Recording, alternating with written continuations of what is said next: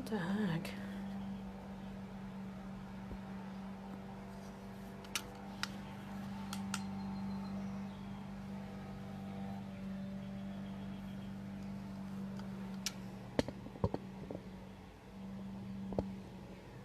Why is it so dark down here? Hi guys!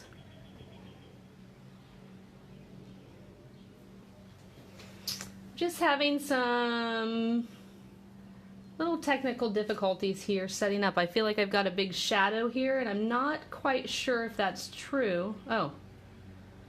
Okay, let's see. Maybe we're good. I think it was my phone because it's going, I have it, I have it in a mode where the screen goes dark on me so that I can save my battery for the whole thing. So I just wanted to make sure that it's not too dark. Hi guys. Hi Miss Watt. That's my sister Erin. Oh, I just lost my live feed here. Let's see. Hi Katya. Hi Pam. Hi Megan.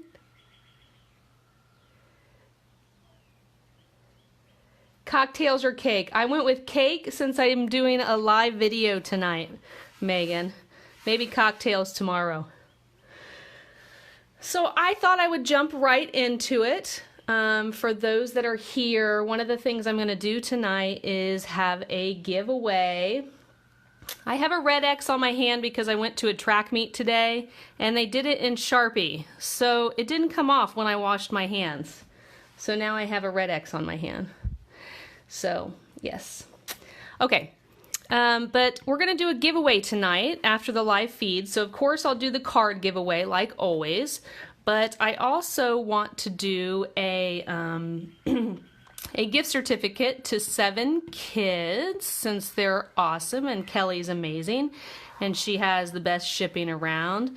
I thought that I would give everyone a chance to win a $25 gift certificate to 7 kids. Yeah, so in celebration of National Scrapbook Day and my birthday, I thought it would be fun if we did a giveaway.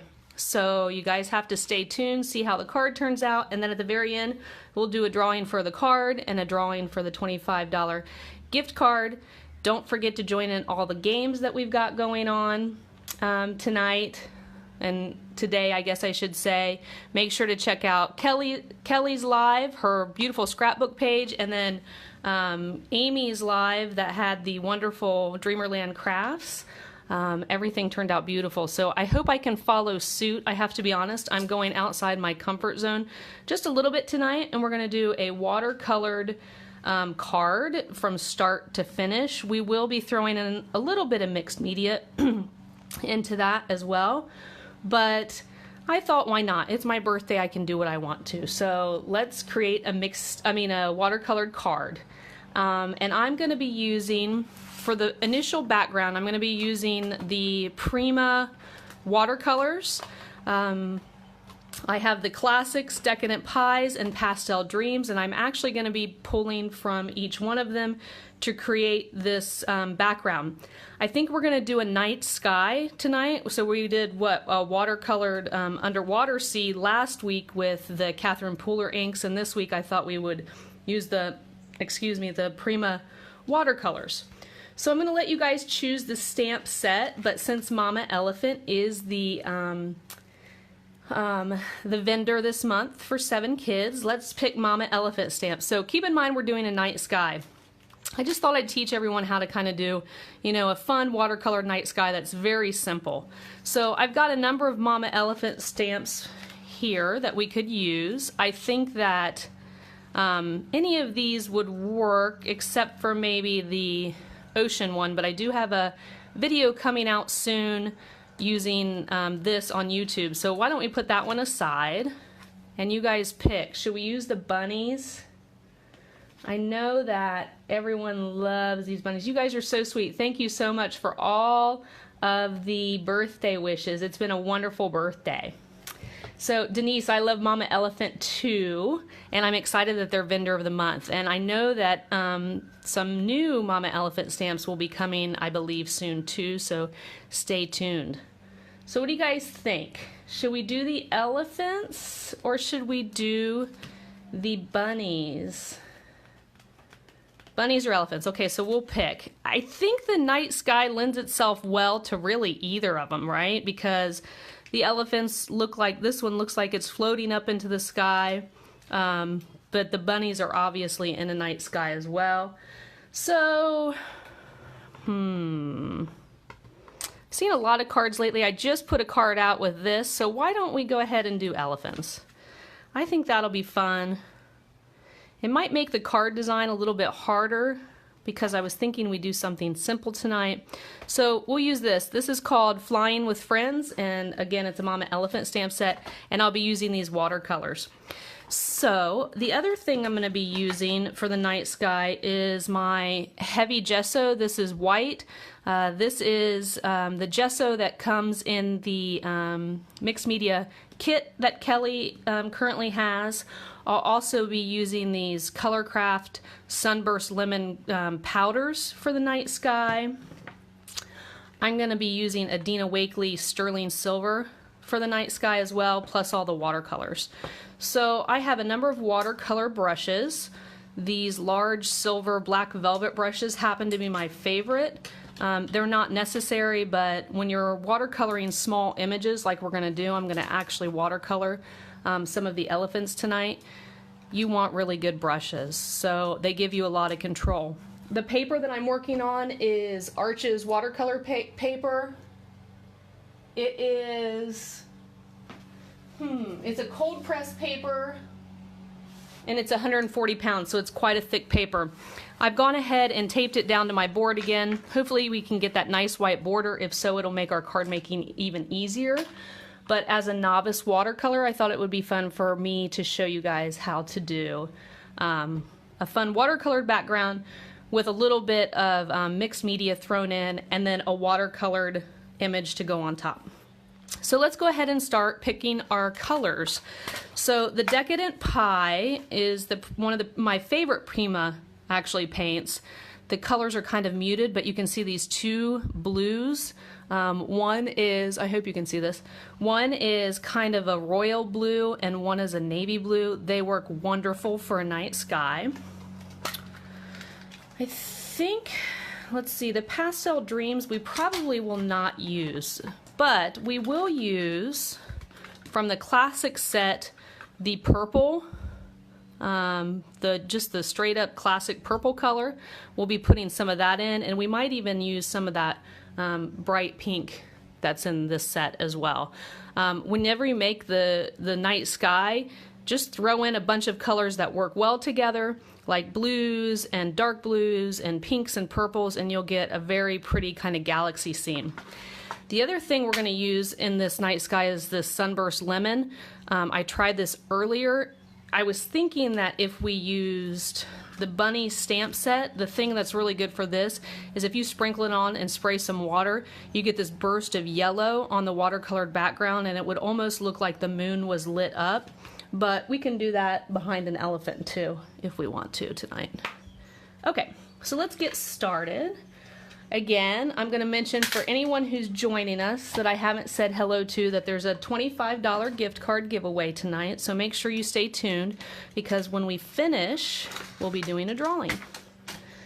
So I have some water here that you guys can't see. It's a little bit off screen.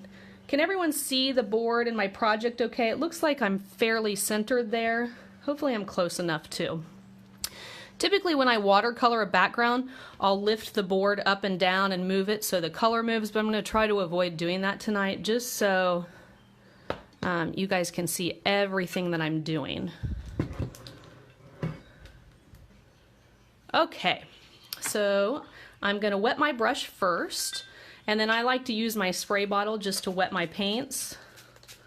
so that the water soaks in. A lot of these cake pans like this need the water to soak a little bit before they get nice and juicy. You can wet your paper, but you don't have to. This brush happens to hold quite a bit of water, which is one of the reasons that I like it. And so I'm gonna pick up some of that blue color first and kind of just put this on. You can see how pretty this blue is. And what I want to do is keep that front wet. So I'm going to add a little bit water down there. And then I'm going to dip into this darker blue and kind of add that to the top. This is nice if you want a gradient in your sky. So I'm kind of going from a darker blue all the way to a lighter blue. And again, I'm keeping that front line wet so that I can pull the color down a little bit and continue to add more. And then pull that down. So I'm kind of creating at this point more of a sky that's turning dark from the daytime. That's a nice technique too. If you want to mix a bunch of colors in for like a true galaxy kind of night sky, you can do that. But I kind of like the way this is looking, so I think I'll stick with that. And maybe switch over to the classics and add a little bit of the blue here. That's just a little bit lighter of a blue. Actually, it's more of a royal blue, isn't it? I think that works okay. And then we're going to go to the purple.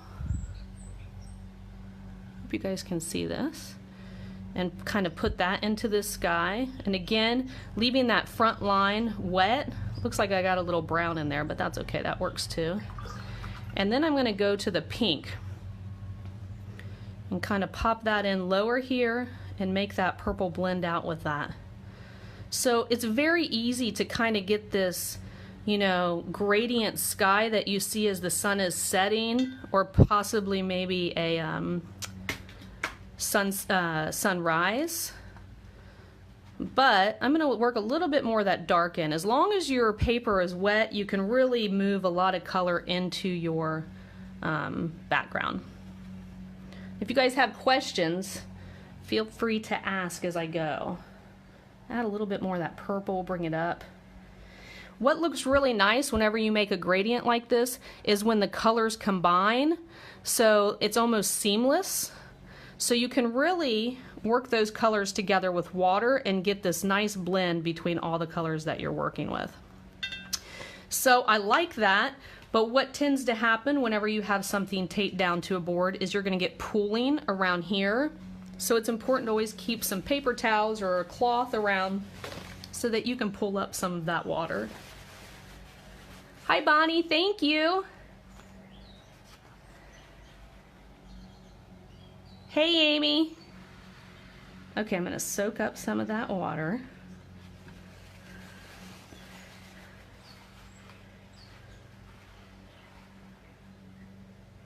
And you can see that blue's kind of pulling down a little bit here. Happy belated birthday. It's not belated. You're on time.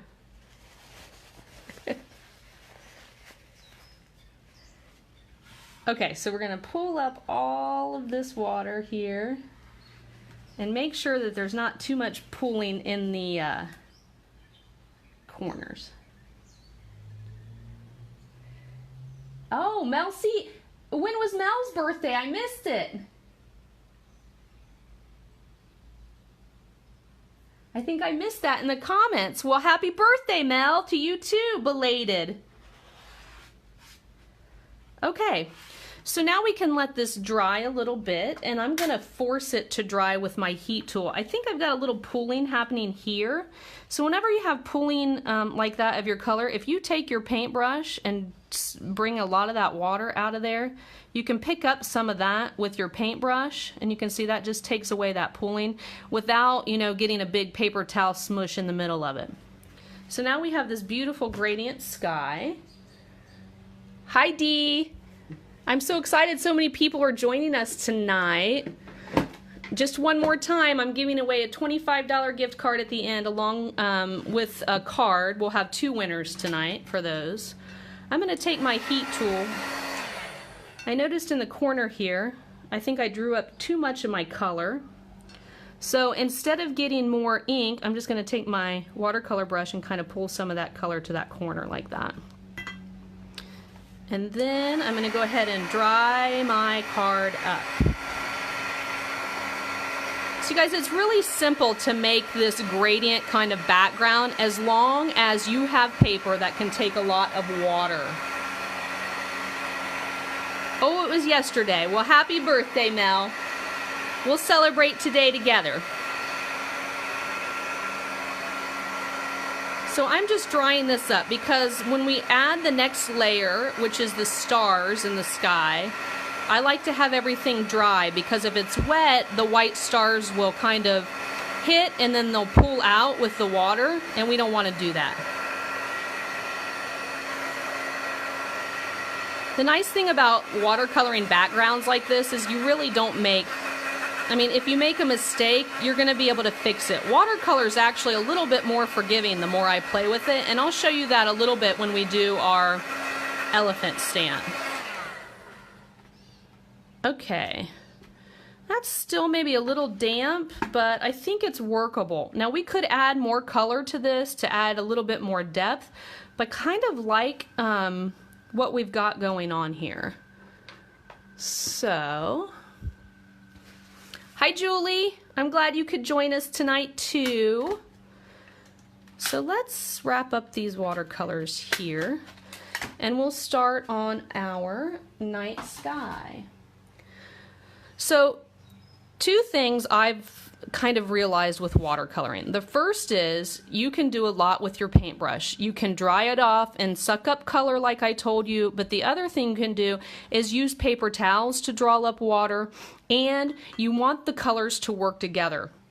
So, if you're an advanced watercolor person, which I am not, something that I think is really important, and we talked a little bit about this last week, but choosing colors that work well together. And so one of the nice things to do if you're a beginning watercolor is to take your palette, like those cans that I have, and actually not only just create a swatch of your colors, but it's nice to create a swatch that blends this color and this color, this color and this color, so that you know exactly how your colors are going to work together. Personally, I'm staying away currently from mixing colors that are going to give me a brown. Until I get really good at watercoloring, I just avoid that. I avoid using, you know, a green and maybe an orange together because they kind of get that muddy brown.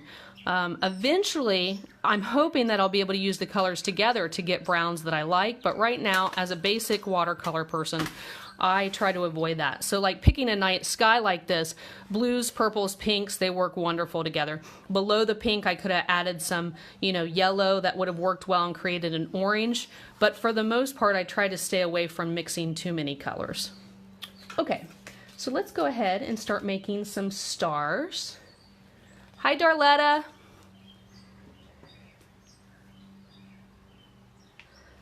And Elizabeth, I hope I said your name right. Thank you. It's turning out really nice so far, I think. Okay, so this is white gesso.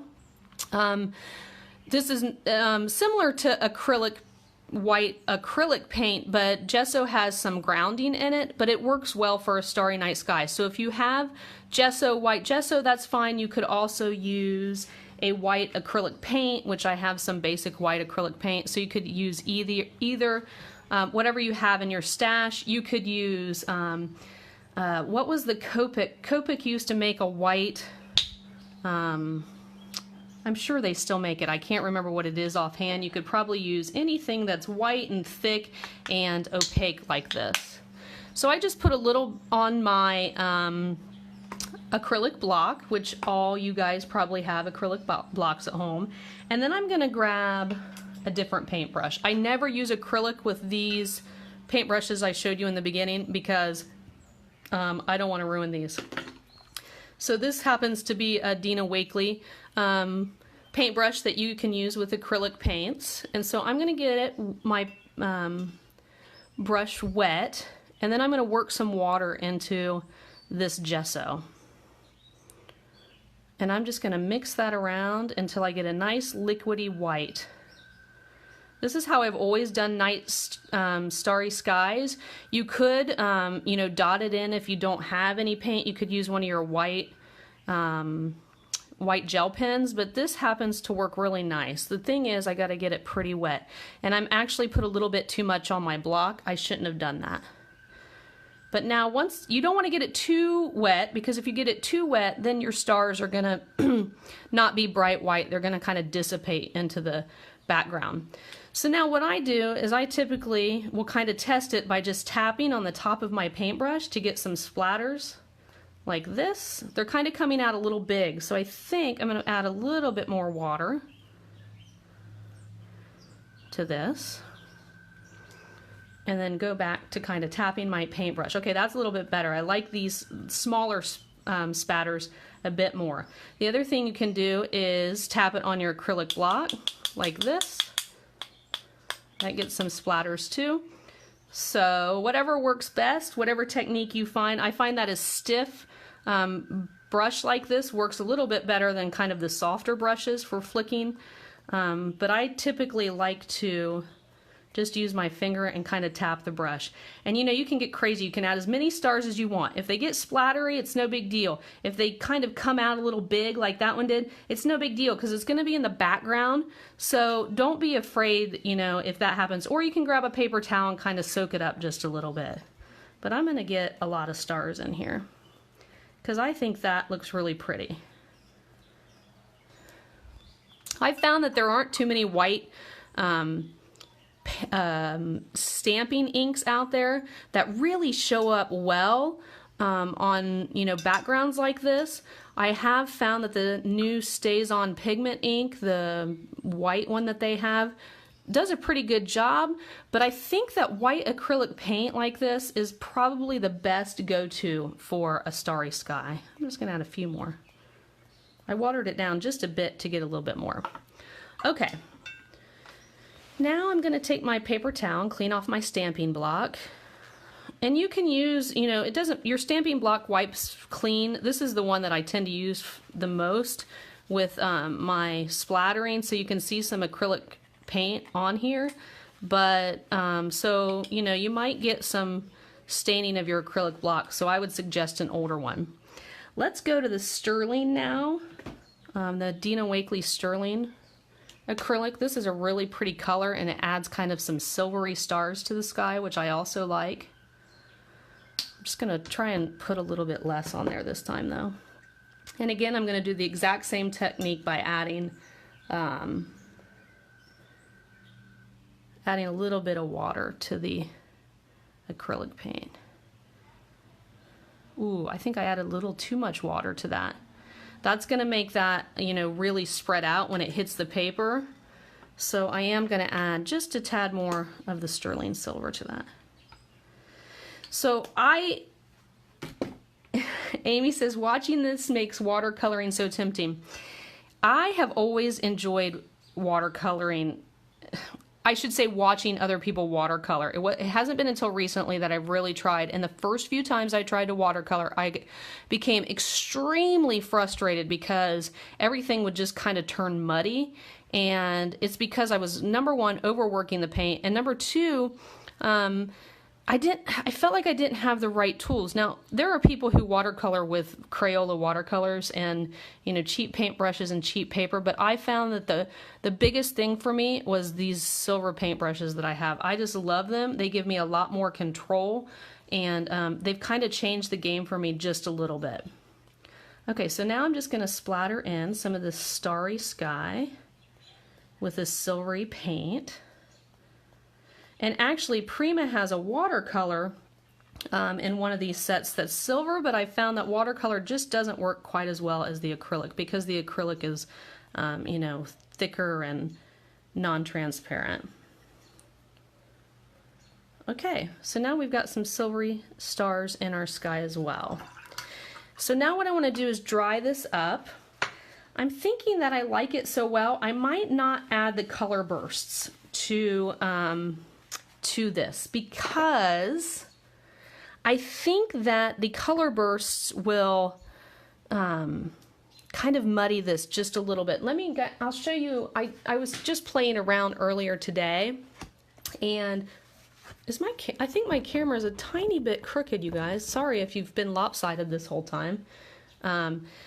When I was playing around today with watercoloring backgrounds and just trying different things, I did use this Mama Elephant stamp to practice with. And what you see here is this the color burst. So you can see what it does. Had I placed it behind the moon and then spritzed my water to it, it adds this really pretty kind of bright yellow. And had it been right behind the moon, it would have put off a really pretty glow. I decided not to do this tonight in this manner because painting around an object when you're a beginning watercolor is really hard. So I didn't want to do that. I wanted to create a nice night sky first, and then we're going to color one of the elephants, watercolor one of the elephants, and then cut it out and put it on the card. And I think that is just, for a beginner, that's easier, because seriously, watercoloring around edges like this is difficult. I had a hard time with it, and I kind of wanted to do something that was a beginning kind of watercolor for people who are just starting, and hopefully we all can learn together as I practice my techniques and learn as well.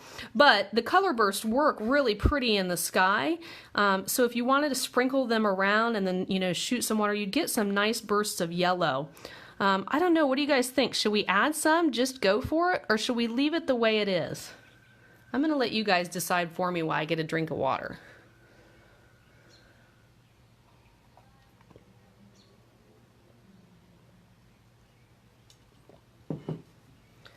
So should we add some color bursts, or should we leave it this way, guys? While you're deciding, I'm going to start kind of drying up some of this.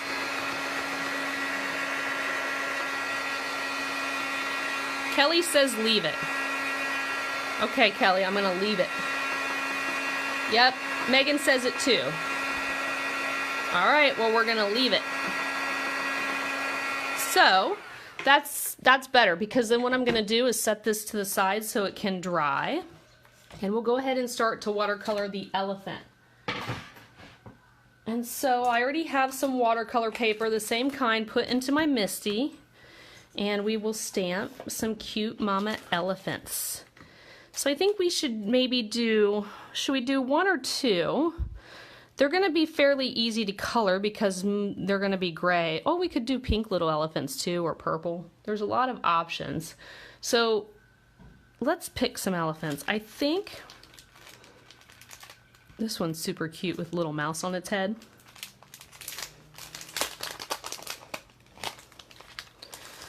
So why don't we choose, I'm trying to think what'll look good in our night sky. I think this one here is the one that's drawing my attention. I love this stamp set too. It's so cute. I love elephants. Hi Dana, glad you could join us. So should we go with this one here?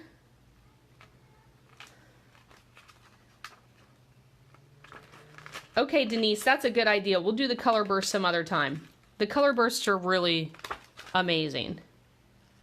Okay, we'll go ahead and use this one. Maybe we'll put two on here. Maybe this one too. This one looks like it's looking at that one. There's some cute, actually there's a cute little mouse we could add as well. Oh, that's cute. They're all pretty adorable. Okay, so I thought we'd kind of go for a little bit of a no-line watercoloring. So if you go with a no-line watercoloring, you want to use an ink that reacts with water. So I thought we would use the Tim Holtz Antique Linen because it puts a very light stamp on there. You know, one thing I want to check is that I'm on the smooth side of my watercolor paper for stamping purposes, and I wasn't. So there's a smoother side to this watercolor paper. Whenever you're going to stamp on it, I suggest using that smoother side. So I'm going to stamp an antique linen. I'm hoping that the antique linen will show up for you as well as it does for me. So I'm going to stamp this down. this ink down. And I know because of the watercolor paper roughness that I'll have to probably stamp it more than once. So, stamp that down. Oh yeah, for sure. Now what I've noticed about watercoloring with this ink is that it doesn't necessarily completely disappear, which is okay. I kind of wish it would completely disappear, but it works well enough. I'm not getting a very good impression on the tiny little mice, and I'm sure that's because of the rough watercolor paper.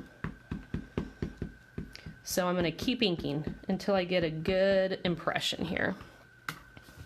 One of the things that we're going to have to do that's also going to be a little bit difficult is I have to go back in and draw the eyes. Now I could stamp them if I leave the stamps in the MISTI, and that might be an option for us, but I always get a little nervous putting stuff back in my MISTI and restamping after I've taken the paper out. As long as it's in the corner, it should be okay. Okay, so I think that's a little better. Can you guys see that okay? It's easy for you to see, so when I go to watercolor,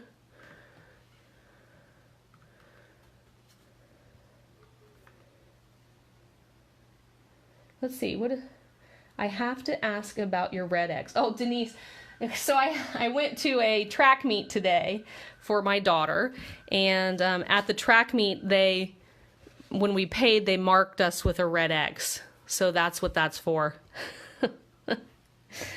Oh, I tried to wash it off, but they used Sharpie and it wouldn't come off, and I said, forget it, I'm just going to leave it.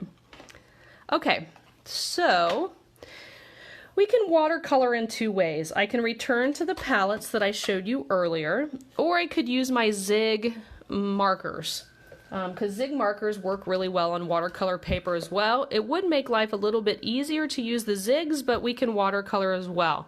So again, I'm going to go to you guys. You let me know what you think. Should I use my Zigs or should I use my watercolors? I think maybe I'll try to zoom in just a little bit.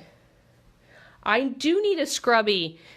So Kelly's friend makes these little scrubbies that clean stuff, and they look pretty amazing actually. I'm gonna have to get one. I have an aunt who makes washcloths. You know, she knits them, or maybe she crochets, I'm not sure which, but they're my favorite washcloths. They're awesome. So those little scrubbies look pretty amazing too. Okay, I'm going to adjust my camera so I'm a little bit closer for you guys. I'm going to try anyhow. You want to see the watercolors? We've got Zigs and watercolors. Okay, how about I could do both then? We'll do, can you guys see that just a little bit better? Let's do, let's do the, I'm a little bit worried about how tiny the mice are for watercoloring. So why don't I do the elephant in watercolors, and then we'll do the Zigs on the mice. And the balloons we can use watercolors. I think I'm really concerned about how tiny these are in my watercoloring skills, you guys. So this is going to be an experience tonight. But let's go ahead and paint the elephant. So I think with our background, a gray elephant would be perfect. So let me grab, let's see here. I'm going to grab the classics because there's a really pretty gray.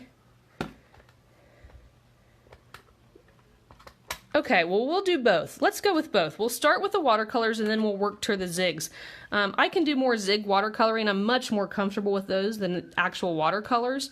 I'm pushing myself a little bit. So for the background, I use this large watercolor brush. This is a 12. For the elephant, I'm going to go with a 6. It's a little bit more of a fine brush. And one thing that I like to do is get a little bit of fresh water. Hey, Anna. Could you grab me some fresh water, please? I like to water, so my watercolor here is quite blue and it has the acrylic paint in it as well. So I'm going to change that out so that I'm actually not using water that has color to it because I want my watercolors to come out as pure as possible. So I'm going to add just a little bit more to this gray, and then I'm going to get the black wet too because we might want to shade a little bit with that black.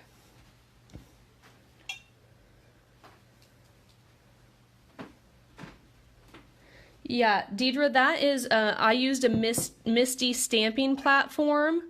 That is the small one. They have a larger one as well. They are amazing. You can stamp multiple times the exact same thing in the exact same place. I love mine.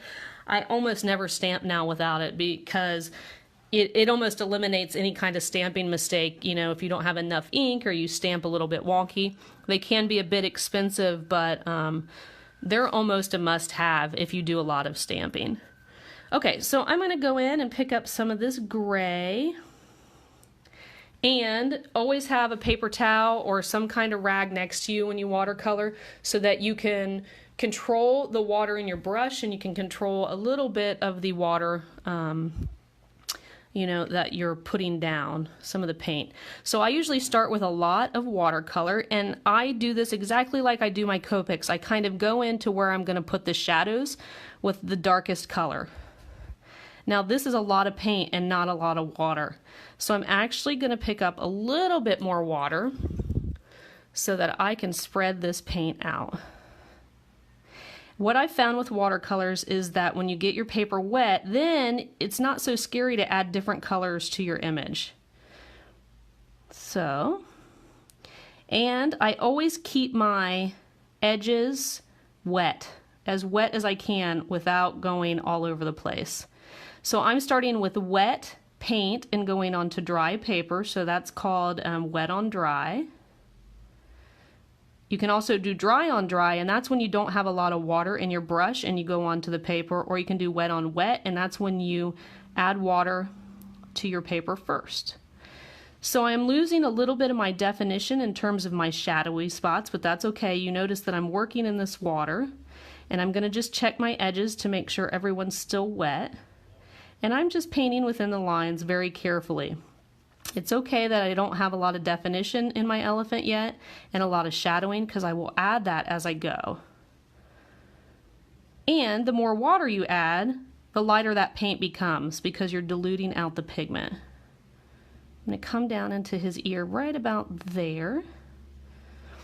I'm going to pick up a little water because it's getting a little dry. This paper is super absorbent. And then I'm going to pull that water down here. The other thing that when I watercolor I try to avoid is watercoloring areas that are next to each other when they're still wet, because the colors will bleed from one area to the next. So you can see what I'm talking about. I was hoping that this Distress ink would disappear a little bit as I watercolored, but it's not. And it could have to do with this really thick watercolor paper and the amount of ink that I put down, but that's okay. We'll have almost a no-line watercoloring happening. Okay, so I've got some wetness here on my paper, which I'm going to use to my advantage. I'm going to actually add just a little bit more water here, kind of in the shadowy spots, because now what I'm going to do is pick up a little bit of this black. This is a pretty bold color. But I'm just going to pick up just a little bit on the tip of my brush and kind of touch those spots where there's lots of water. And what that does is it kind of pulls that color out, and it causes the color to spread out and create some natural little shadows. Now, if I think that's a little bit too dark, I can go back in with just water and spread that out just a little bit. You can see the water reacting with that paint and kind of pushing it and moving it around.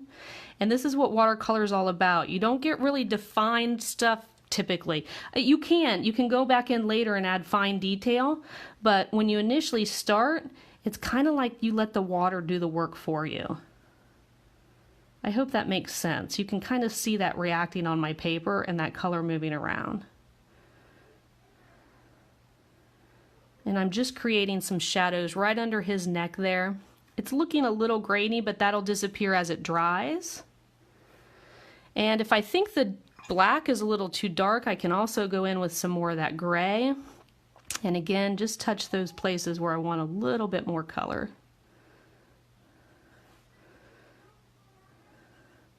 So I'm using the water that's there. Oops. Now that kind of got a little out of control, but that's okay. I'm just going to rinse off my paintbrush and go in and pick that paint up. and just move it around so that it works for me.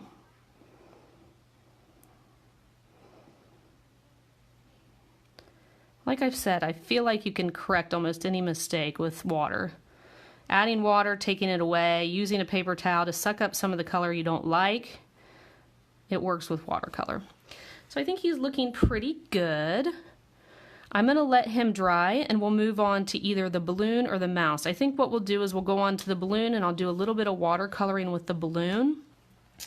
I think that if we use some pinks and purples for the balloon, that'll be pretty. Tracy, did I learn this by trial and error? Yes, but I also have watched a number of really good people. Sandy Alnock, I hope I'm saying her last name properly. Man, that woman, she is amazing with Copics and watercolors. I've watched her a lot watercoloring because, you know, I always feel like you need people who are really good to show you. It's like watching Bob Ross. You know, she's enjoyable to watch and she's really good. But with watercoloring, you have to do it. It looks easy when someone else does it, but honestly, it is not easy, and it's all about how the water moves and getting to know your paper and getting to know your brushes. It's important. You have to spend a lot of time practicing. And if I should show you some of my beginning watercolorings, I pitched them. I pitched them because I thought they looked so terrible because I could not figure out, you know, how it worked. And I didn't like anything I did. So now I'm finally to the point where I'm comfortable. I'm not as comfortable as I am with Copics, but I'm getting there. And I love the way watercolors look. Pam had put up an image of some watercolored cards that she wants me to demonstrate, and I don't have any flower stamps right now, but I know that we're going to be getting some, so I'm probably going to do that watercolor technique on those flowers because it's very simple and it gets you such a beautiful look. So what I'm doing here is just adding some water to the balloon first, and I'm doing that so that then I can just pull in some color and it's going to spread out in this balloon. It's almost a little too much water, so I'm going to take a little bit of water off of my paintbrush here and then just move that color around. But I want this balloon to look see-through to some extent, like a real balloon. So I'm just picking up some purple and adding that kind of to the side here because I imagine the light coming from the front of that elephant's face. And I'm just going to let the color do the work. And then I think on this thinnest part, I'm going to go pick up some, I wish you guys could see what I was doing in my palette here too. I'm going to pick up a little bit of this pink and I'm going to mix some water with it so it's lighter. And then I'm just going to touch that into this balloon too. And you can see how the pink and purple mix really well together. And it kind of forces the color out to the rest of the balloon.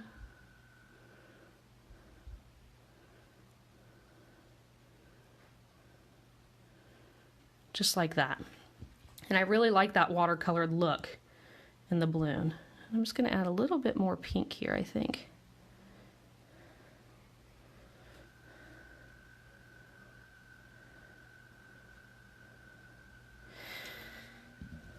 Okay, if you are new to watercoloring, another thing that you can do that really helps is you can emboss your image first. Embossing your image keeps all your colors in the lines, and that helps too. So that was another way that I've practiced quite a bit, is to emboss my lines with embossing powder, and it keeps your color where you want it, and it's a good way to practice your shading. So, and you can spend lots of time, you know, just practicing, but when you start, don't feel like you have to commit, you know, like if it doesn't, what I mean is commit to it, but don't do it to keep it for something, because sometimes that can become very frustrating. You need to practice.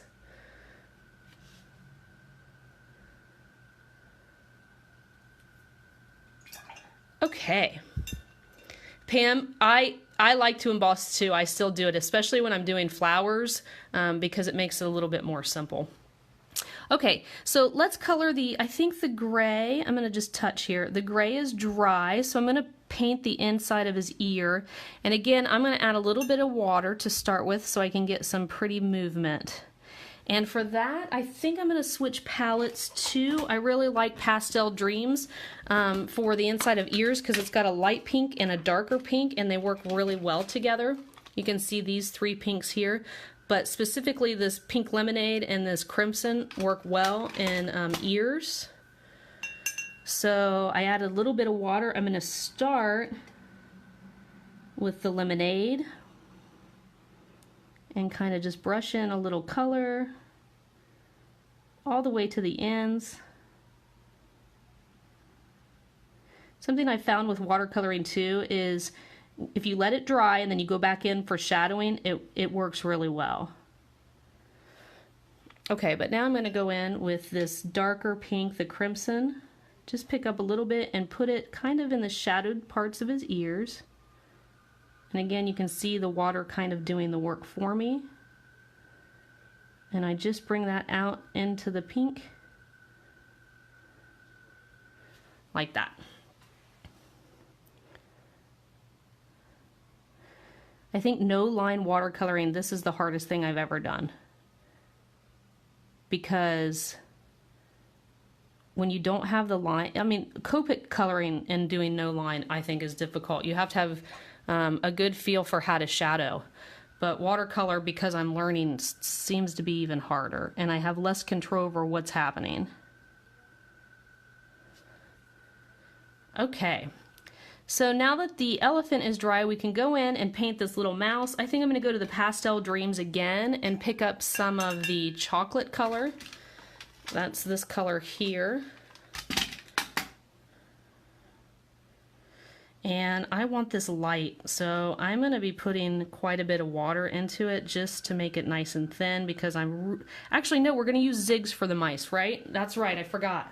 So, good, that makes me feel better, because it'll be easier. But let's go ahead and finish the elephant's feet. I left them like that so that I wouldn't lose definition between the elephant and his feet. And I'm going to go in and paint the bottom of his feet. Donna, her name is Sandy Allnock. Yep, Julie's got it. She's got a wonderful YouTube video or YouTube channel where she's constantly watercoloring and using Copics. Her style is quite different for Copics than I think Amy's. When Amy colors, I tend to think that hers is really controlled, and the outcome is so whimsical and serene, whereas when Sandy starts doing her Copic coloring, at first I'm like, what is going on with this scene? And then she finishes and I'm like, oh my word, that's amazing. Like, I didn't see kind of the outcome coming at all. So very different styles, and you can learn a lot. Sandy comes across as very haphazard, but she's not, because the outcome is amazing.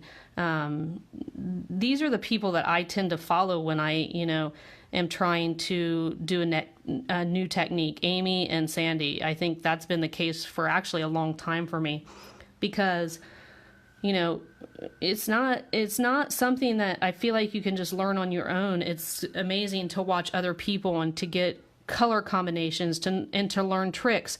I have a mermaid that I'm going to show you guys maybe tomorrow, now that it's getting late, that I colored one of Amy's mermaids, and I tried to give her dark skin, and I have gunky markers, and boy, she didn't look so good. And Amy and T and Kelly were like, oh, keep working at it, try this and try that, and their suggestions really worked. So I took colored pencils and kind of smoothed out her skin, and she looked much better after smoothing her out and using an eraser. So learning from other people, that's what I do, and I'm still learning all of the time.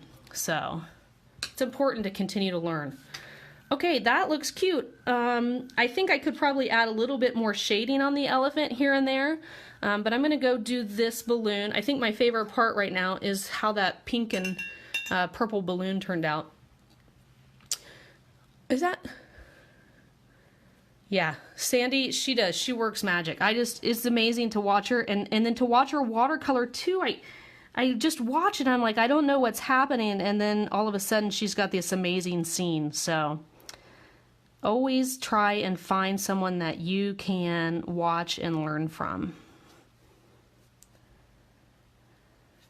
And hopefully that's why you're here, because there's a lot of amazing artists on the 7 Kids design team, and I think that they all have something to teach. We're trying to get a few of them to come here and do lives. Katya with her colored pencils, and hopefully people will start to feel comfortable to do it.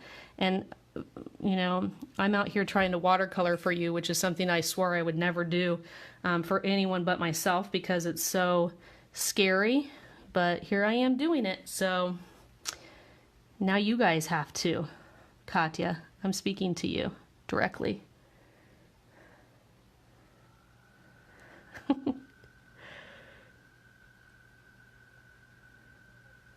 Okay.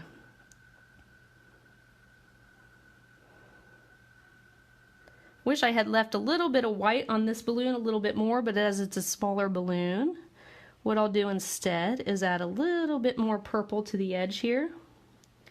Maybe even toss in a little blue. My paints are starting to dry just a little bit, just to give a little bit more color. And then add just a little bit more water to get that color to move more. The nice thing about water is it has tension, so it's not going to go outside of where you've painted, which is nice. Okay.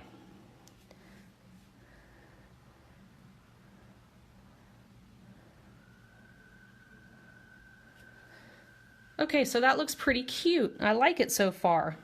I like the elephant too. I do think he needs a little bit more shading. So let's go in and just add, now these dry, I'm going to go back in with some gray and just add a little bit more shading. Gray, I'm noticing, is a little bit harder of a color to work with. It's coming out very thick.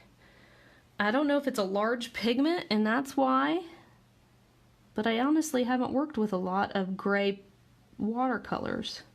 But you can see I just put a little bit of shadow down there on his chin, and then I'm going to pull that down just a little bit on his little neck,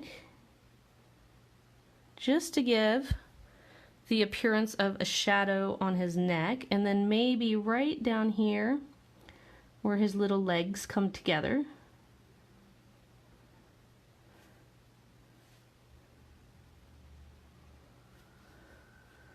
And I'm trying to use a little bit less water when I do this work, so I can get a little bit more definition in those shadowy spots. You know, elephant skin isn't supposed to look smooth, so maybe I've got that going for me here. A little more shadow on the bottom of his feet and kind of round out the brownish color from the ink.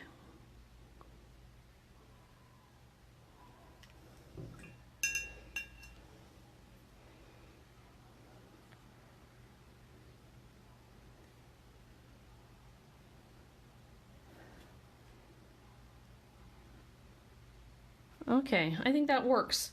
So let's move to zigs while that is drying. Oh, you know, one other thing I want to do is give the elephant a pink cheek, and I'm going to take that crimson color from the Pastel Dreams and get it wet, and then I'm going to add, it's going to come out and you're going to be like, whoa, that's a little too much, Melissa, but I'm going to touch his little cheek with that color, and you can see it spreading because it's wet. I'm going to take my paper towel and dab that back just a little bit so that you get a perfect little pink cheek. It's not too much. And I'm going to add a little bit more water just to down it just a little bit.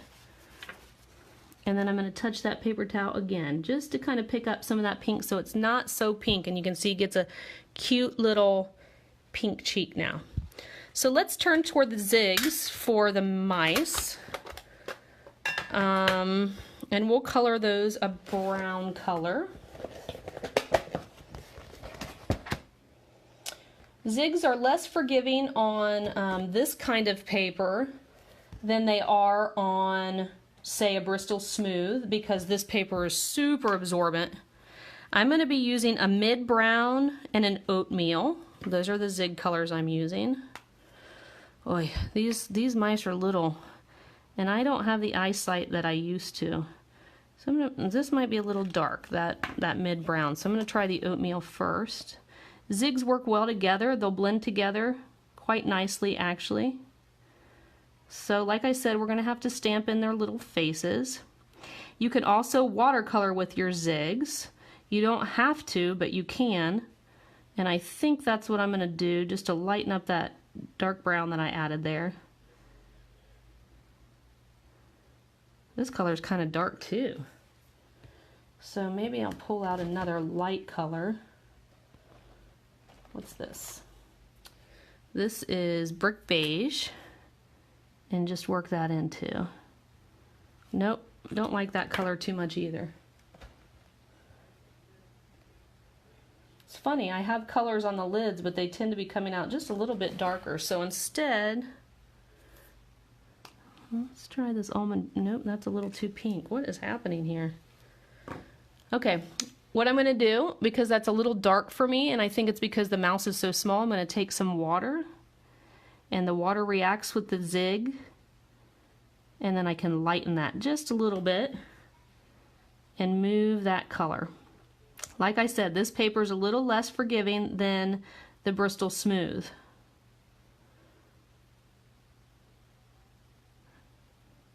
Okay, that's pretty cute. It's probably hard for you guys to see. I'm gonna go back in with this dark brown.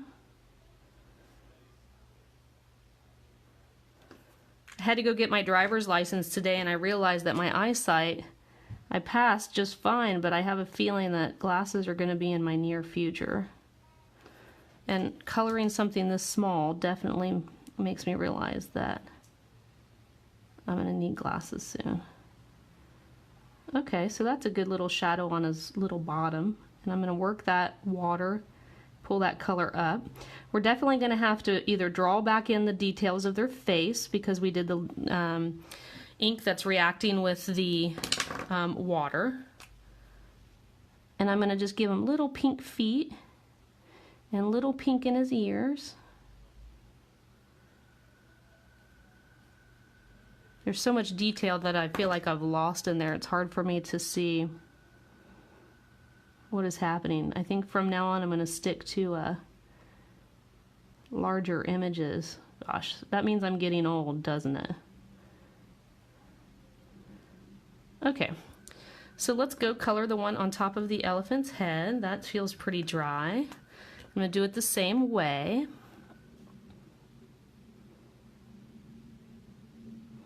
Again, putting the dark color where I expect the shadows to be, around his neck, kind of around his bottom here, under his arms a little bit, so we can give those some definition.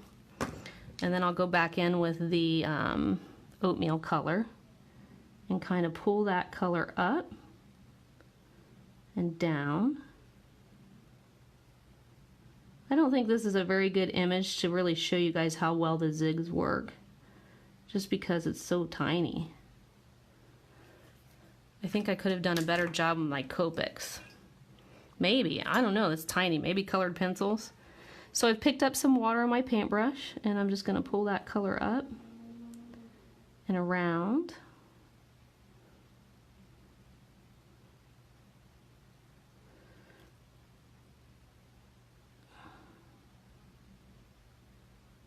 And then I'm going to do his little feet once that dries a little bit.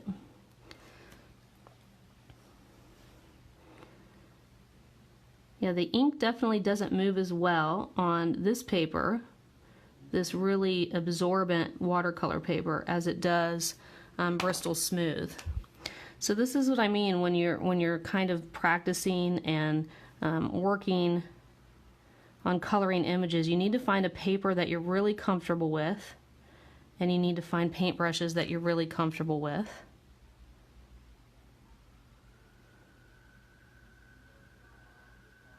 Okay, I actually think that looks pretty cute. So now let's go in and add some details back into these images. I could stamp them in the MISTI, or I could use this very fine-tipped Faber-Castell Pitt Artist Pen. I really like these for drawing in details. So let's start with the elephant. I'm just going to put his eye in there, and a little bit of his mouth. And then we'll go ahead and add the string back in for the balloon. And then we'll do the same thing here, even though it's a lot harder for me to see. It looks like that's happening. I think that I want to put in little eyes and nose for the mouse too. So a little guy there, a little one here, and a little nose. And the same thing here. Ooh, that's still a little wet, so I'm going to avoid that one for a minute. And I'll put in some whiskers. I've always found that this is the hardest part of no line anything. You have to draw back in or stamp back in eyes and features. Oh, I hope I wasn't off camera there for you guys. I think I want his tail maybe to stay that brown color. As soon as that's dry, I'll go ahead and draw back in. Sometimes you have to refer back to the stamp, you know, so you can see what features that you're missing there.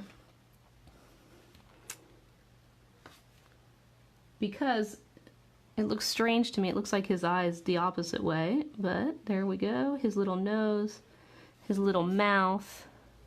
And then we'll sketch in those whiskers.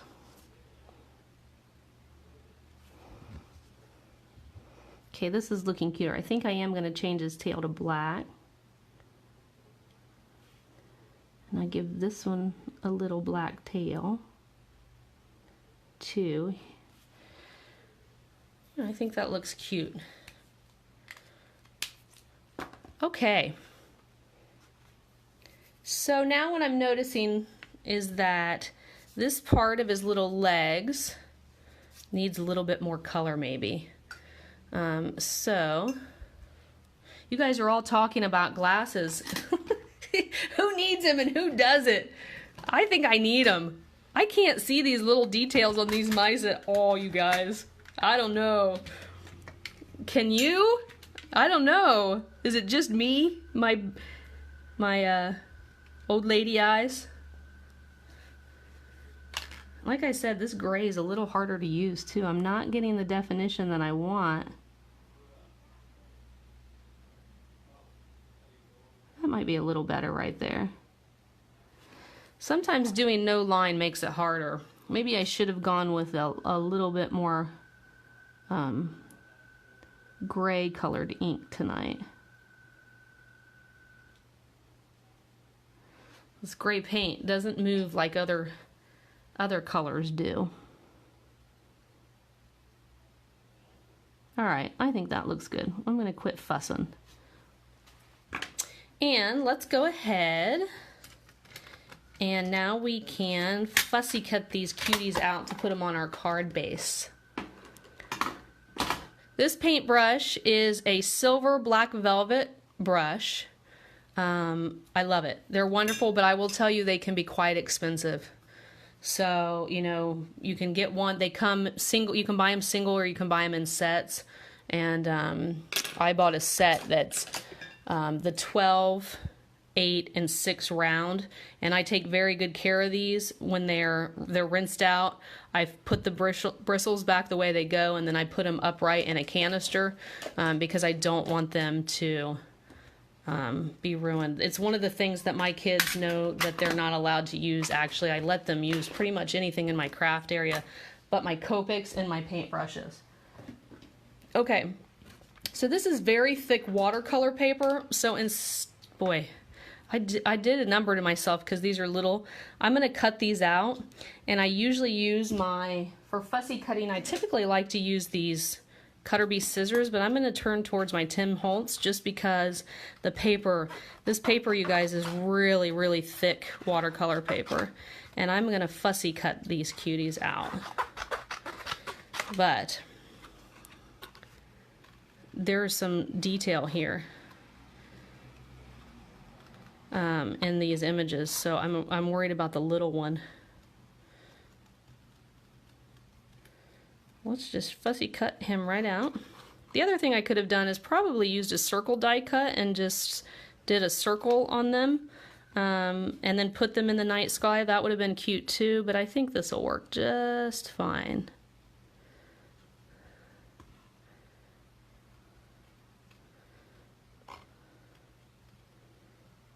Should probably add a little bit of shading for his toenails as well.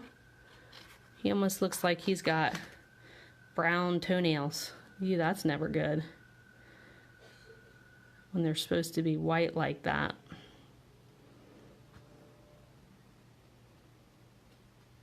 Although I do like, ooh, a little close to his ear. I do like the way that he turned out. I'm not digging the gray watercolor paint as much though as some of the other colors. Like you can see the pink and the purples. They just worked a little bit differently on the paper.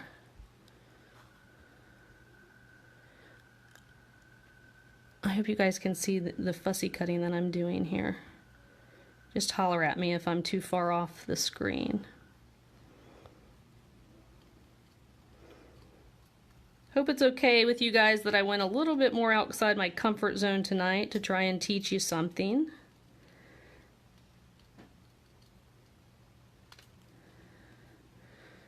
That's pretty cute, actually. I love the watercolored look. It's always such a pretty look, and I think you can achieve that with your Copics too to some extent. I know that when I did the bunny card that I shared on the site earlier today, that had a watercolored feel to it because I did no line coloring. So you can achieve it with Copics too, that pretty appearance.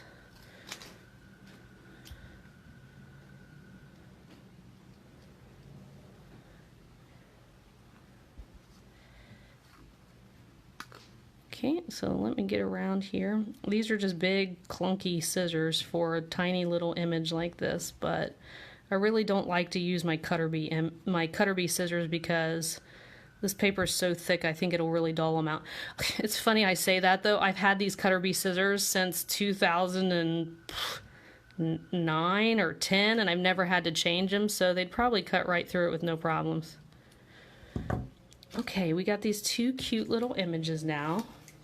I'd say some of the details in the mouse are lost, but I think it works. So let's see how this is. I've got some little wet spots, but I think it's okay. Let's go ahead and take it off the board. I really pushed the masking tape down onto my watercolor paper tonight because I really wanted to keep that white edge. Thought that would be really pretty on a card. We just leave it like this. One more edge to go. It's gonna be, yeah, it worked. So this is just regular masking tape that I picked up at the hardware store. Well, okay, I didn't pick it up at the hardware store. I'm sure my husband did. And all I use for my board to color on is a cutting board. Oh my gosh, these look super cute on here. So I don't remember who picked elephants, but good choice. Look at how adorable that is, and I really haven't done anything else, just but watercolor and color the image. I love doing a Starry Night background. It's so pretty, and it works so well for any card. So now I need to make a card base. I thought I had one ready, and I do not. So I'm gonna jump up here quickly and make a quick card base.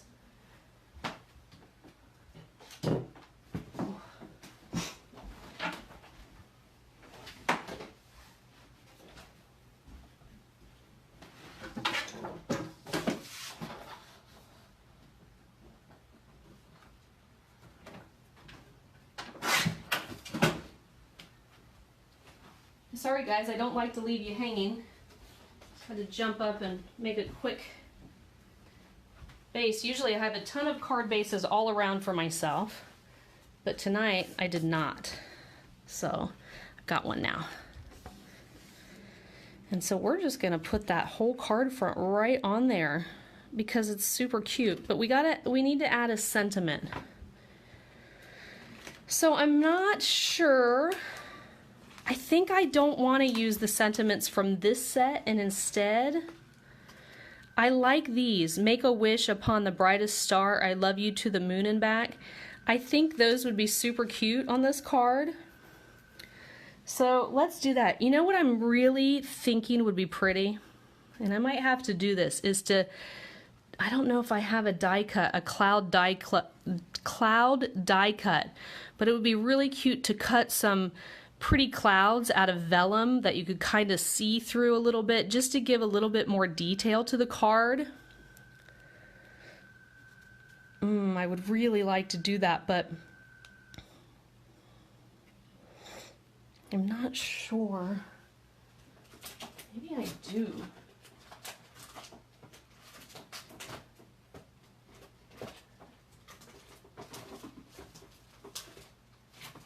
Or, you know, maybe even a cute vellum heart in the background.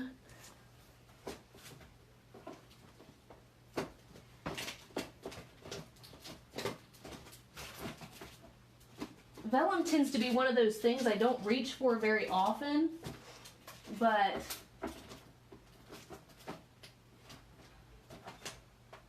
yeah, I do have a little die cut I could use for clouds. I forgot these are all Whimsy's dies. You need a moon and use the moon sentiment. Yeah, we could cut out a circle moon. Be brave. All right, I'm gonna vellum cut quickly some clouds and then maybe a moon, just a circle moon that we can quickly watercolor using the same technique.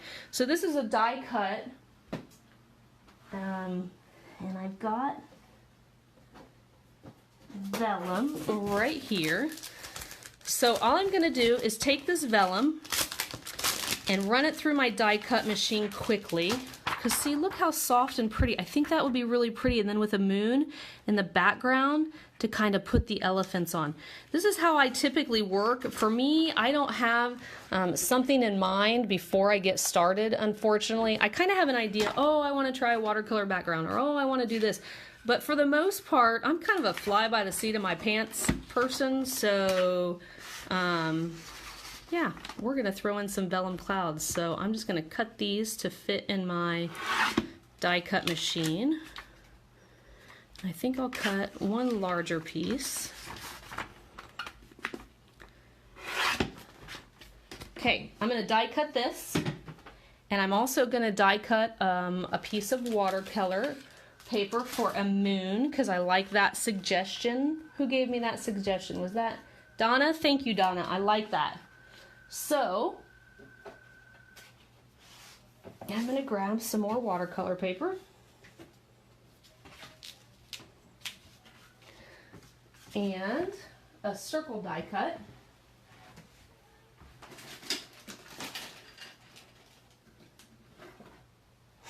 I have these nice little containers that my dies go in. I've had them for years. The company that had them, S&P, is no longer around, but I still use the dies. So let's see. I'm not sure. I think a bigger moon would be prettier.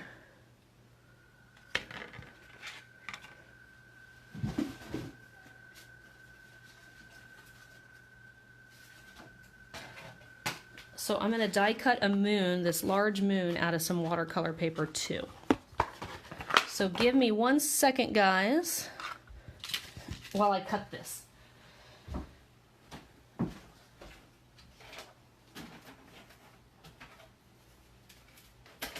What time is it?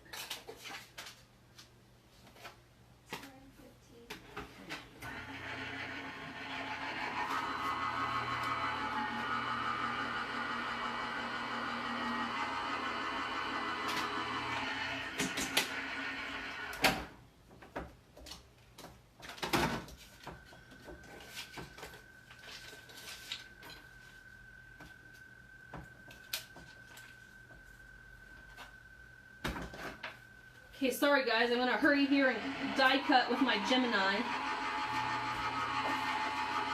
Here's a moon.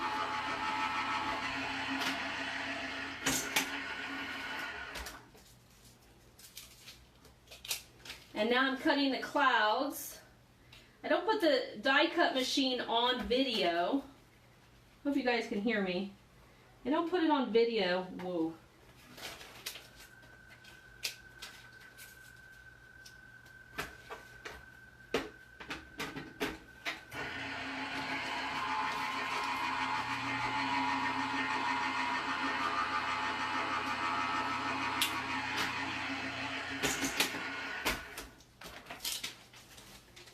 Because I just think it takes up a little bit too much room, and so I try to have most of my die cuts done before we get started. But I think these vellum pieces, oh, I got a little something on there, will be pretty as clouds, and I can flip them at different sides to put onto the card. Sorry, elevator music. I should have the Jeopardy song going in the background or something. Oh, I cut my Dreamerland crafts up there. Okay, so we're gonna paint a quick moon. I apologize for the delay. And all I'm gonna do is go in with some yellow that has blue in it. I don't want blue in my moon. So let's draw up that color. I think I had some blue in my paintbrush still, my large paintbrush. I'm going to pull up some yellow, paint my moon bright yellow, but we're going to add some other colors into that so it's not so yellow. Okay, and then from the yellow we're going to add a little bit of orange here and there, which is going to immediately kind of turn it to a darker yellow, which is perfect, I think. You know, when you think about the moon, there's large craters in it, so see how this color is spreading out? I hope you guys can see that. You can see the color spreading out. I think we'll even go a little bit darker, maybe with some brown, which sounds a little out there, but because there's so much water, that color is going to spread out a little bit.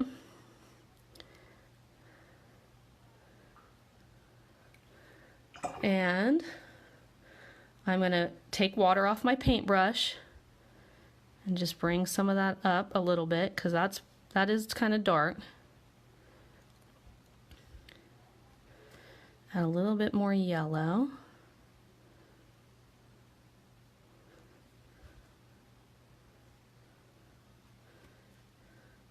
And maybe a little bit more orange.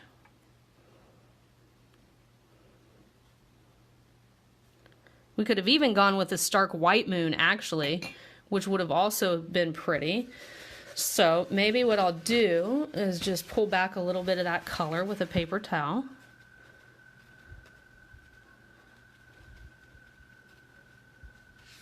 And now you have a really pretty kind of modelly moon. I like it. You know, I don't want too much yellow because you don't want to like take away from the pretty sky that we have happening too. I think that looks great. What is happening? What is happening, you guys? Everyone's singing Caught Between the Moon in New York City, Once in a Blue Moon. Personally, I like to have a blue moon beer every now and then for a special occasion. Okay, I'm going to let that dry. And I'm going to quickly cut my clouds back a little bit here. And what is the one problem with using vellum that everyone tends to have? Anyone know? There's one problem with vellum that drives me crazy, and you have to find a way around it. Anyone know what that problem is? I'm actually going to use my card here to decide where I want that vellum to sit, and mark it with a pen or pencil.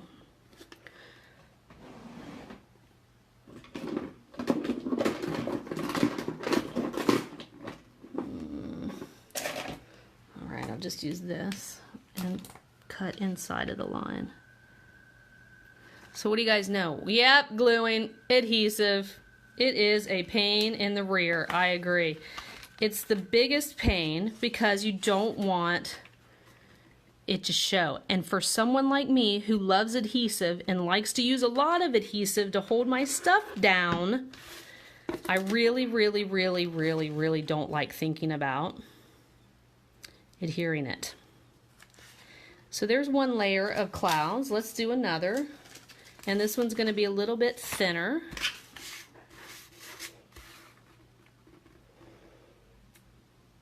Yes, hide it with stars, hide it with sequins. Any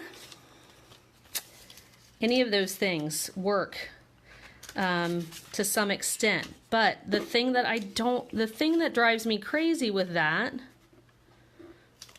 is that, what am I doing here? This is backwards, isn't it? The thing that I hate about that is you never get a really, really good hold, I feel like, with that, because I want to glue the whole thing down. So we're gonna find a way to hide stuff and hopefully keep a nice sturdy card.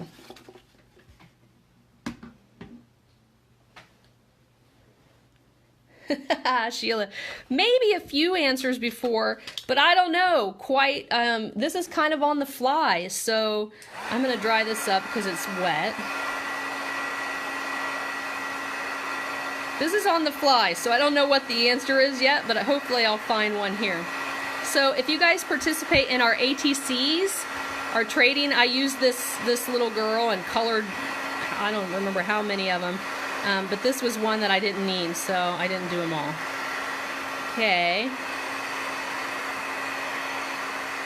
Here's my moon. That's dry. It can be attached behind the mouse or elephant where it won't show. That's a good idea. And we also have our moon. And if we layer our moon, no, I don't like that. I want the moon back there, tucked behind. And then we've got these vellum clouds. And then we'll have the little mouse and elephant sticking here. And then we need to add our sentiment too. And I have sequins. And I think I've got purple and blue sequins that we could add. So those are also places that we could add some adhesive. Other than that, I'm not so sure. Could you grab me some sequins, like purple and some of the purpley, blue, pink sequins packs I have? Stitching works too. That's true. That's another way to do it. Okay, so let me get the moon adhered to the card. Yeah, I think I've got these pretty blue and pink iridescent sequins that'll work. I'm going, oh sorry, I actually bumped the camera. I'm gonna adhere this panel with Territ tape. Or it's a little bit like score tape, and I'm going to use a lot because when I use whenever I make a watercolored panel, it tends to be very. My daughter Anna is the helper tonight. She asked if she could stay close to help. Anna, you can say hi to everyone. Hi. She's the one who had the track meet, hence the red X on my hand. She is. I'm going to be turning 16 soon, so we're talking about driving and all that good stuff, which I keep feeling my heart explode a little bit thinking about her. Oh, I bumped the camera again. Sorry, guys. When I think about her getting into a car, I'm sure all the parents out there know what I'm talking about.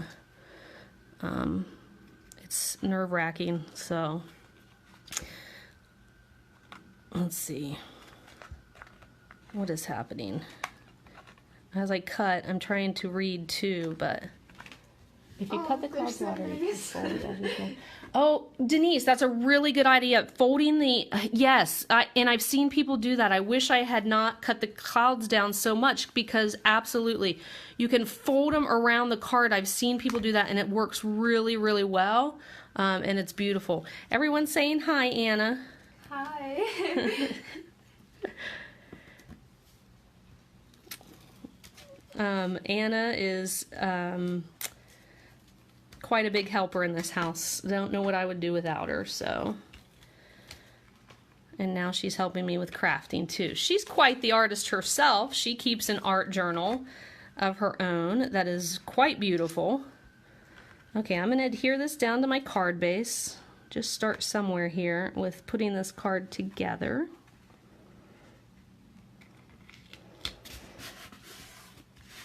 And I might, in the end, have to set this card under something heavy.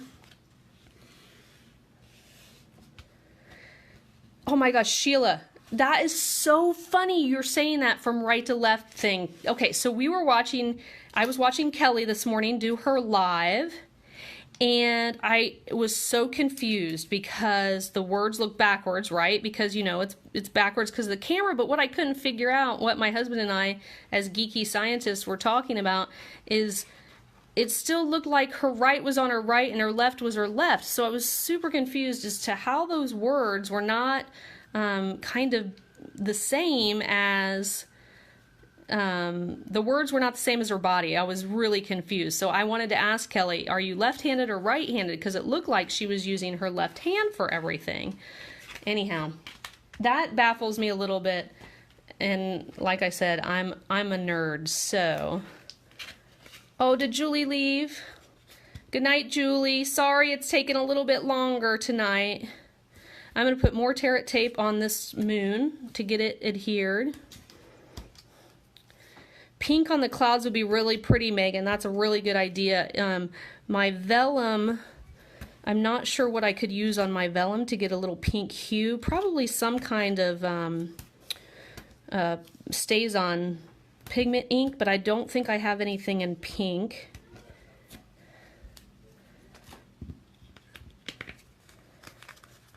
Okay. So this is how I get a lot, like I said, I like to use a lot of adhesive. So for me, the vellum is always tricky, but I like the idea of going around the edges, and had I thought about that ahead of time, I would have definitely done it that way. Okay, so I'm just gonna continue to cut off all of this adhesive. And then our moon will stick down really well. This is why I love the Tim Holtz scissors, because I can cut adhesive with it without worrying about them being ruined. Okay, and I have little pieces of adhesive sticking out, but we'll tuck those down.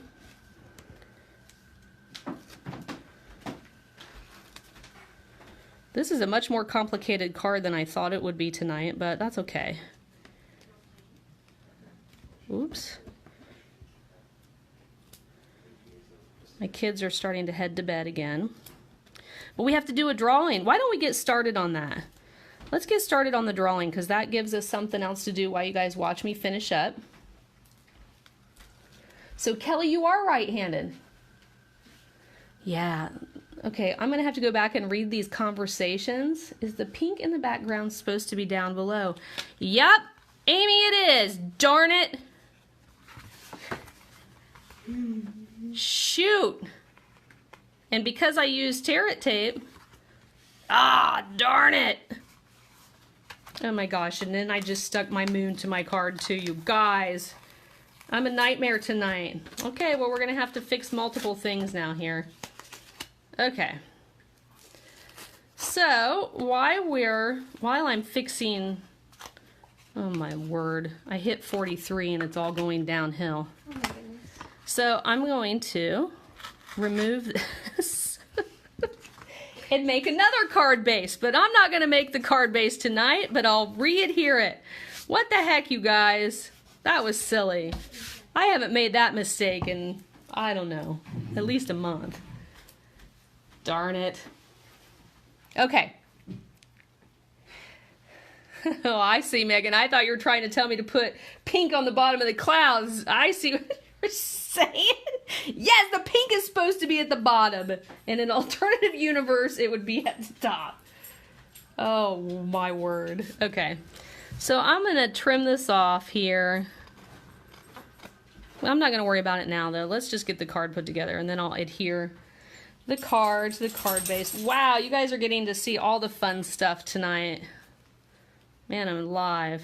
I'm going to put a little more tear tape on here because I accidentally stuck it to the back of that card base. Phew.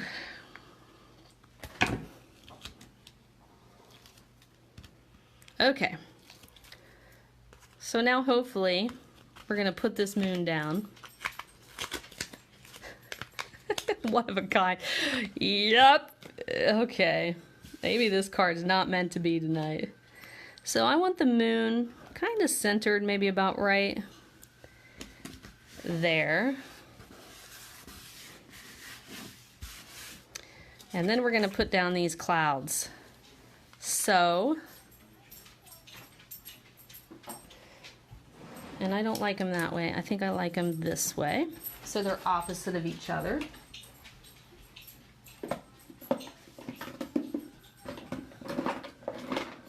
I don't know if you guys can see, I rubbed it and I rubbed a little bit of the watercolor out into the edge there. I might end up cutting the whole thing back. Okay, so for the vellum, I'm just going to think a little bit here about where's a good place to put this vellum down. I'm going to try and put a little bit right here on the moon. I'm just using some on-point glue here. On-point glue is nice because it will dry a little bit clearer under the vellum. And because it dries a little bit clearer, it actually does not make such a big noticeable difference. And I'll show you what I'm talking about. You can see there, I put it there, and it doesn't make that big of a difference that adhesive is there. And so I'm trying to pick places now that I'm going to put a little bit, just a little bit of adhesive, and they can be places where I'm going to put some sequins. And then I'll adhere this same piece kind of in the same place that I adhered the bottom pieces. This is one of my favorite glues to use because it does dry fairly clear, and also works quite nicely on vellum actually. But see, you can see the second layer is a little worse because the watercolor paper is not working for me, but I'll add some sequins to that. So let's go ahead and put our little critters on here to maybe about right there, and then we'll add some sequins. Okay, let's do our giveaway now as I finish this card up. I'm not going to add a sentiment too, but I'll add that later, and that'll be a surprise for whoever gets it. So let's do a card drawing first.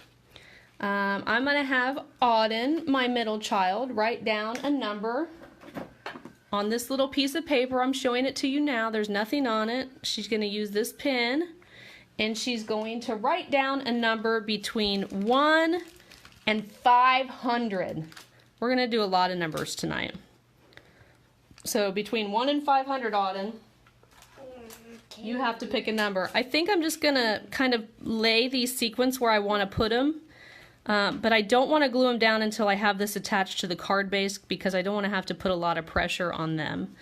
But you can see I'm going to put these sequences in places where you won't see the glue that I put down. I'm going to try and fix this edge here too by adding a little water and soaking it up with paper towels. I think I can actually fix that as well. But you can see how cute these little sequins are, and we'll put those all over. And then I'll add a sentiment. That'll be the last thing I do. And the sentiment, what do you guys think? Someone said the moon and the moon, so I love you to the moon and back. I'll put that sentiment somewhere on this card as well.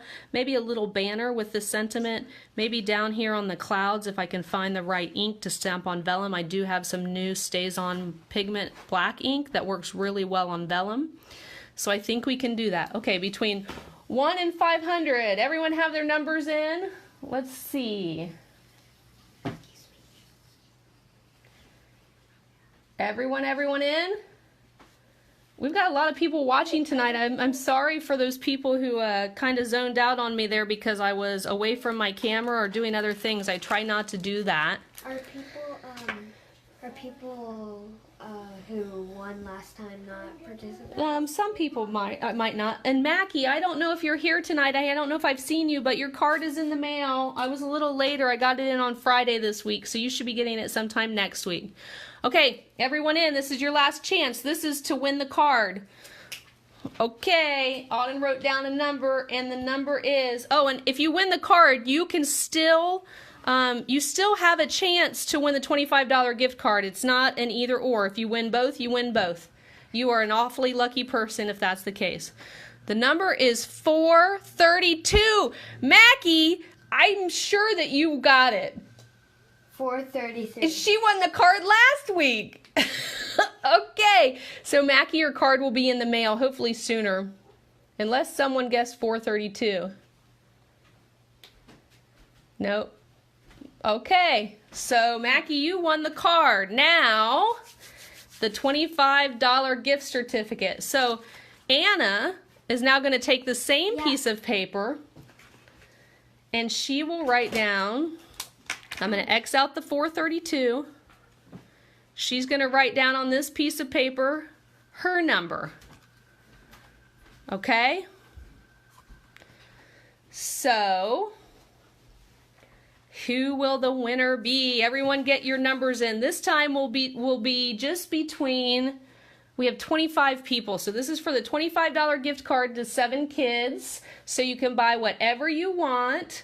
This time the number will be between, let's do 1 and 200. Let's do 1 and 250. 250, Auden said. Between 1 and 250. No, do it on this. So get your numbers in. Between 1 and 250. Just keep it there. They're still guessing. Come on, guys. $25 to 7 kids. My favorite craft store on the planet. Lots of goodies coming into the shop soon, too. I think we've got some more Mama Elephant, more Picket Fence Studios. I think Kelly announced that Hello Bluebird's going to be coming to the shop. We've got more Catherine Pooler inks, the new ones that have been released. So many wonderful goodies in the shop for everyone. So, you guys are going to want that $25 for National Scrapbooking Day. Okay, has everyone got their numbers in? Nope, we still got a few people coming in with numbers, so keep them coming. I'm happy to see so many people here tonight. You guys are awesome. We do card making every Saturday night unless I have something crazy going on in my life, such as making cards like this that I have to tear off and start over and stick stuff to. I do like how it turned out, though. It's pretty cute, and I'm going to add a few more details with my white pen and add a sentiment and maybe a few more sequins, so we're going to get some pretty cute. We'll get some cute finishes on this card before I send it out to someone. Oh, before I send it out to Mackie. Okay. Anyone else? Gonna give you a few more minutes. Okay. Oh, do we have one more? Let's see. Oh boy. All right, you guys, everyone's got their number in. The number is, no last minute entries. The number is, are you scared? Are you excited? Who's gonna win? The number is 14. Ooh, we got a lot to go through here. We've got a 33. I'm kind of scrolling backwards to see. We've got a 33. Ooh, Dana's got a 7. That was, look. Is that the last one? Yep. Dana, I think you're the winner. Are you still here?